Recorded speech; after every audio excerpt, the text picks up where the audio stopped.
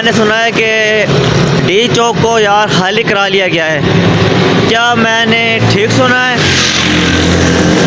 مجھے تو یقین نہیں آ رہا یار، اتنی بڑی تعداد میں عوام نکلی تھی انقلاب لانے کے لیے، عمران خان صاحب کو رہا کروانے کے لیے، لیکن ہار کیسے مان لی؟ سمجھ نہیں آئی مجھے کہ ابھی تو 2 دن بھی نہیں ہوئے اور آپ نے ہار مان لی۔ یہ ایکسیپٹیبل نہیں ہے، آپ خان کے لیے نکلے ہیں اور آپ اتنی جلدی ہار اور مان کے آگے ہیں، یہ تو ایکسیپٹیبل نہیں ہے، خاص طور پر پختونوں سے۔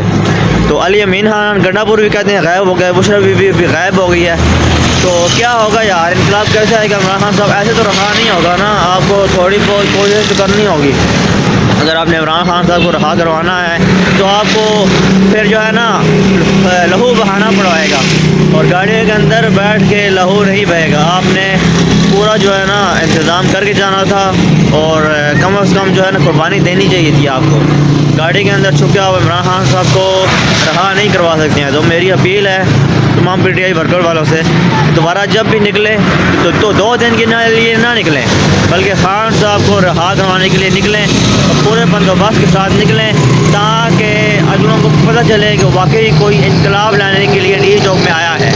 تو خدا را نہ اپنا تماشا بناؤ نہ دوسروں کا تماشا بناؤ، جب بھی نکلو تو پکا ہاتھ ڈال کے نکلو ان پہ۔